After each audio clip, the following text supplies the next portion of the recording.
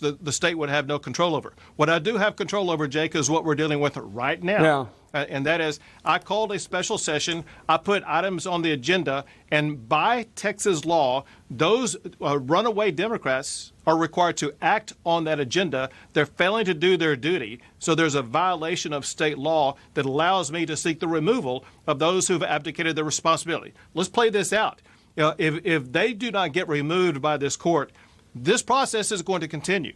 I'm going to call special session after special session after special session. They could remain in hiding for literally years, tying the hands of the state of Texas from performing essential government needs. That cannot be allowed, and that's exactly why I should prevail in my lawsuit to have this Democrat removed from office, because they are denying Texas the ability to conduct business. Meanwhile, we are in a basketball game right now, if you'll excuse the metaphor, where the refs have left the arena. And the other side is just clobbering the shit out of us, just punching us in the face, kicking us in the nuts. And we're kind of throwing our hands up and we're asking the crowd, the people of America, hey, do you see what's going on here? This is unfair. This isn't the rules that we agreed to play by.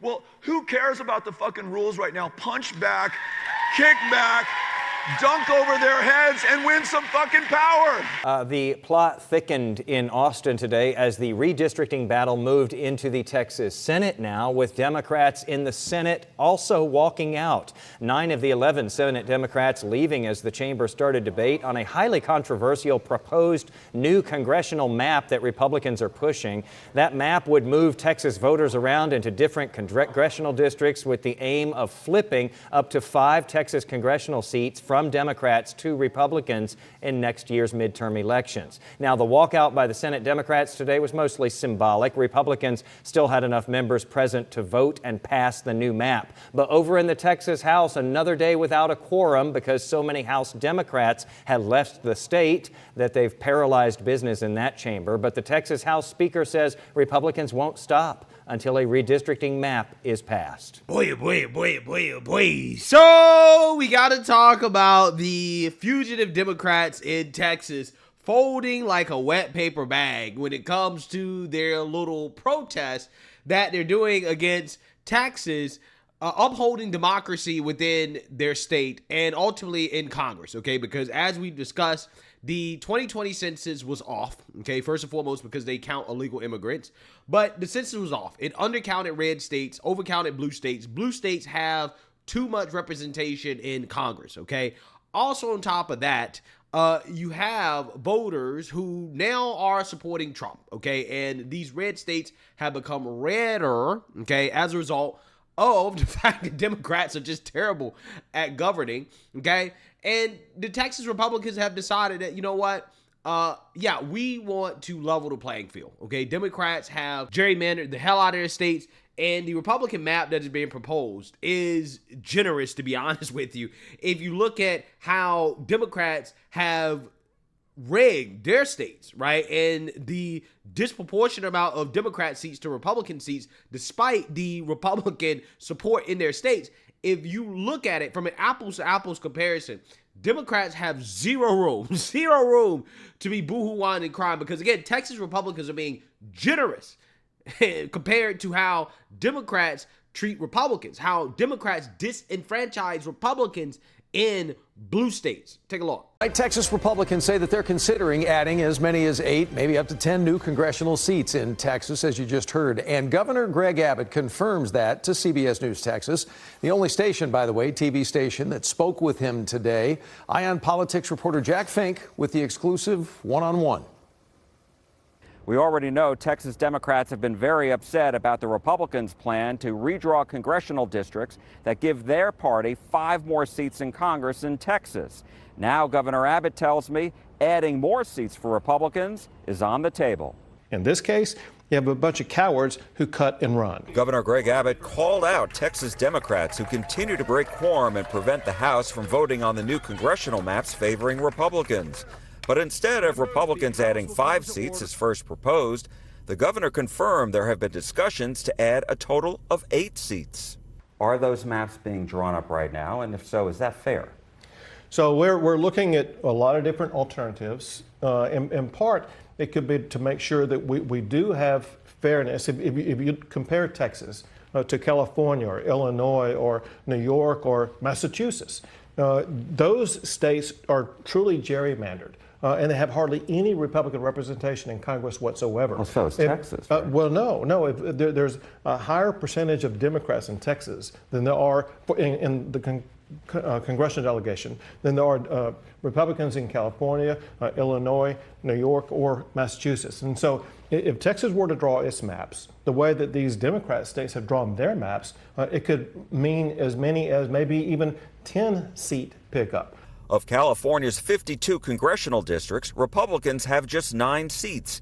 In Illinois, only 3 of the 17 congressional seats are served by Republicans.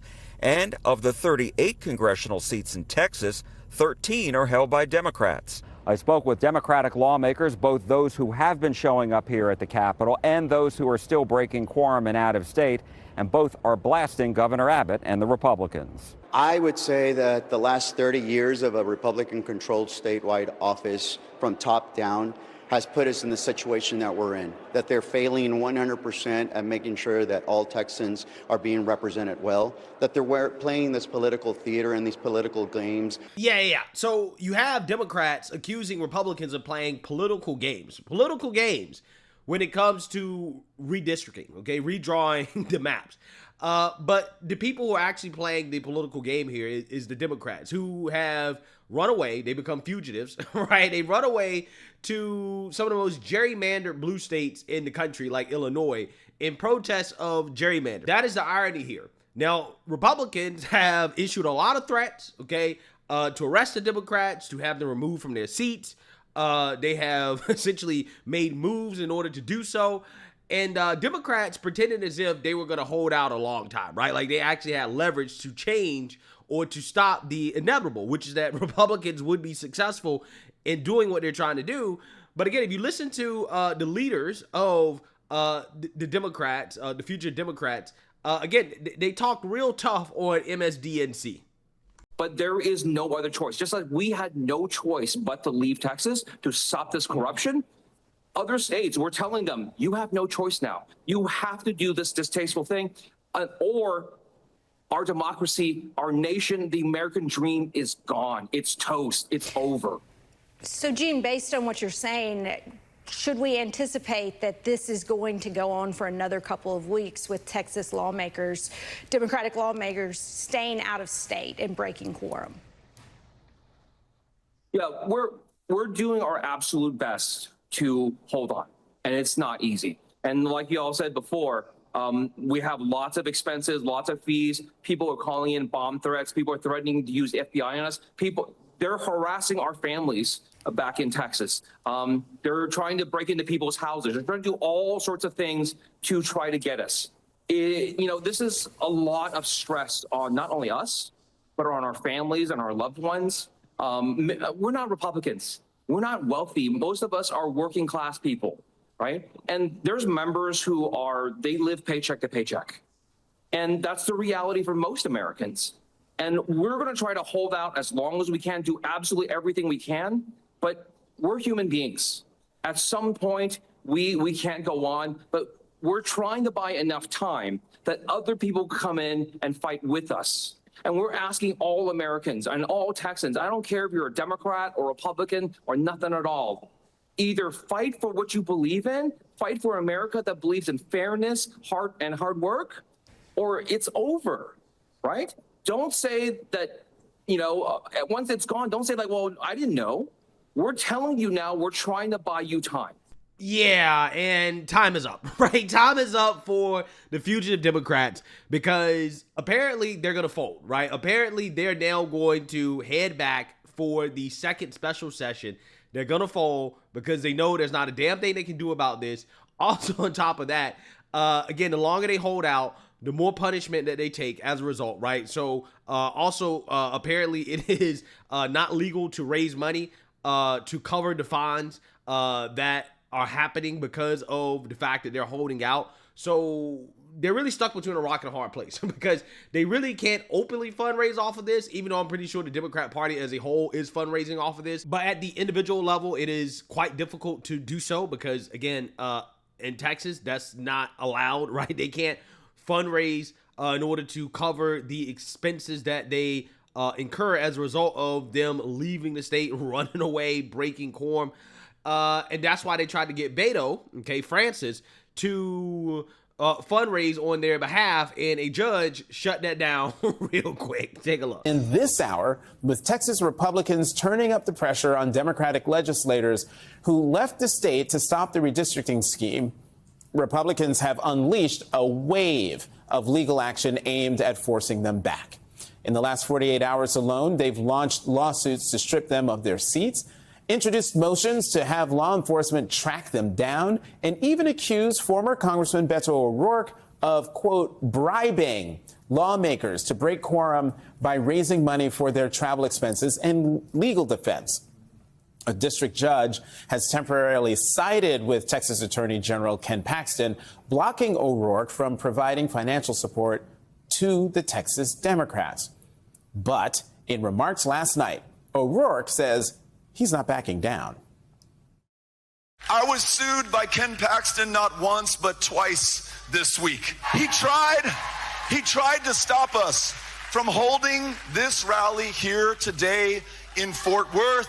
He tried to stop us from raising money to support these Democrats in the fight. He lost. And one of the worst things that we could do to Ken Paxton is to right now choose to donate to have the backs of these fighters, and we are not going to let him stop us. Are you with me on that? And joining us now is the man you just heard, the founder of the organization Powered by People, former Texas Congressman Betto O'Rourke. Congressman, thank you for coming to the weekend. So you had what you said there about Paxton. I want to read you what he wrote in a post. He wrote, "I just defeated Betto O'Rourke in court. We secured a major victory, stopping runaway Democrats from taking Betto bribes and preventing deceptive fundraising. They told me to come and take it, so I did." Yeah, and on top of that, the Republicans have moved to have some of these individuals removed, like Texas Governor Greg Abbott calling for Gene Wu, one of the leaders of the fugitive runaway Democrats, to be removed. You can tell that Democrats are feeling the pressure because, again, they know that what they're doing is not going to work, right? There's nothing that can stop what's about to happen. And we're getting a clear sign of that today because, again, not only are Democrats folding, right, they're going to come back, but also on top of that, the Texas Senate passed the redistricting maps today, despite Democrats symbolically walking out, right? They did a whole walkout, and it didn't change the damn thing. And at this point, continuing to be fugitives, continuing to run away and refusing to do their jobs, it has more risk than rewards politically because also on top of that, you have the Texas Republicans moving to help flood victims, right? To prioritize legislation to help the victims of the recent flooding in Texas. And again, if Democrats continue to hold out, then it's going to make it harder for Republicans to do that. And then Republicans can point the finger at Democrats and say, hey, you're not getting flood relief because of Democrats. They're stopping us from passing flood relief. So again, politically speaking, not good. So without further ado, let's go ahead and get into this. Begin with breaking news. The end of the showdown over redistricting may be just days away. ABC 13 confirmed this afternoon Texas House Democrats plan to return for a second special session. So this news is coming hours after Texas House Speaker Dustin Burrows announced they would end the special session early. He says they will immediately start the next. ABC 13's Tom Abrams joins us live in the newsroom with what all of this means. Tom. Yeah, we have confirmed with multiple sources that Texas House Democrats are going to return to Texas. As for the date, we don't yet have that confirmed, but they are telling us that they believe they've accomplished their mission by killing this first session and by bringing national attention to the issue of mid-decade redistricting. AKA they failed, right? Because again, they're not going to stop what was happening from happening, right? What they mean by they brought attention to the issue is that, well, after we get back in to the session, right? After we come back, after we fold, right? After we accept defeat, right? They're going to try to fundraise off of it, right? They're going to try to say that, well, Texas, the Republicans have stole democracy, and if you want to take it back. You got to send us some money, right? That is basically what they're going to try to do, right? As a result of all of this, right? That's what they're going to try to do. But yeah, these Democrats are folding like a wet paper bag. As you mentioned, this comes as the House went another session today without a quorum. Speaker Burrows said that assuming there's no quorum Friday, and Democrats have said there wouldn't be, the session will end and a new one will begin. Governor Greg Abbott says the issues on the call for the second special session will be the same as the first. He may even add additional items, though his office would not tell me late today what those items might be. Now, hours later, after the House ended their session today, the Senate actually passed a new map that benefits Republicans ahead of the 2026 midterm elections. It is the same map that passed out of committee in the House and precipitated more than 50 House Democrats to break quorum. Democrats in the Senate also walked out today ahead of that vote, but a quorum remained, and so that vote did pass. Well, here's the thing, Tom. Obviously, this is something, as you said, that's gotten nationwide attention. When you talked about, what's the next step in terms of starting the session, right? We still don't have like an exact timeline, do we? So what we know is that after they convene on Friday, Speaker Burrows has said they will end the session. It's called sine die. They'll end it early, and then immediately the governor will call another session. If that happens, we understand the Democrats will then return. Again, the timing of that is still uncertain. Okay, Tom, and will Senate Democrats break quorum as the House did? It is very unlikely. Talking to multiple sources today, the Senate likely won't break quorum because those Democrats, it would take all 11 for them to leave the Senate to break quorum, and they just don't have the numbers to do it. As we saw today, only 9 of the 11 walked out ahead of the vote on the map, and so the Senate won't do what the House did. Tom Abrams live in the newsroom. Tom, thank you. Yeah, so they're cooked, right? They're cooked, okay? They're done. Ding, ding, ding. Democrats are done, right? Serve them up, right? They've been served up. Yeah, I mean, I told you guys from the beginning this was going to happen. And again, this is not like, a brag or anything like that, because it's like, it was an easy prediction to make, right? Like, they weren't going to hold out for that long, right? And I'm actually glad they're not dragging this home for like a couple months, right? They're going ahead and doing what they know they're going to have to do. They have to come back. They're going to have to fall in line. They're going to have to allow this to happen because they don't have the power to stop it, right? And ultimately, in the day, they're just embarrassing themselves by running to gerrymandered states to protest gerrymandering. It just doesn't make sense. Democrats don't have a leg to stand on when it comes to this issue. Right? If you hate gerrymandering so much, then don't do it in blue states. But they did it in blue states. Now they're getting to taste their own medicine. We're rectifying the fact that the census in 2020 was off, which has cost Republicans or Republican states seats in the House. Okay, you have illegals being counted as a part of the census being represented. Yeah, we got to fix this stuff, right? We can't have this, right? This is undemocratic, right? You would think that the people who claim they love democracy so much would actually, be happy that Texas is becoming more democratic, right? That Texas is going out of their way to make sure that they're representing their voters more fairly, right? Or more equitably, right? That's essentially what they're doing. And Democrats are mad about it because at the end of the day, for them, it's not about principle. It's all about power and control. As Betto is admitting out loud, Betto is saying out loud, this is about power, okay? We want power, okay? That's what Democrats are about. So, in this case, Democrats are going to have to accept the reality that they're going to be losing some power when it comes to their seats in the House, okay? Or put it this way, there's a good possibility of that happening due to the fact that if the redistricting is successful and it goes the way Republicans wanted to go and voters vote the way that we think they're going to vote, then yeah, Republicans are going to gain more seats, but we're going to see, okay? It could backfire because, again, you still have to have elections, right? People still have to vote, and we're going to see, right? We're going to see exactly what happens as a result. But regardless, as of right now, Democrats are taking a massive L. They folded like origami on this issue. Let me know what you guys think. Make sure you like, comment, and subscribe. Most importantly, share a Black conservative perspective. Peace.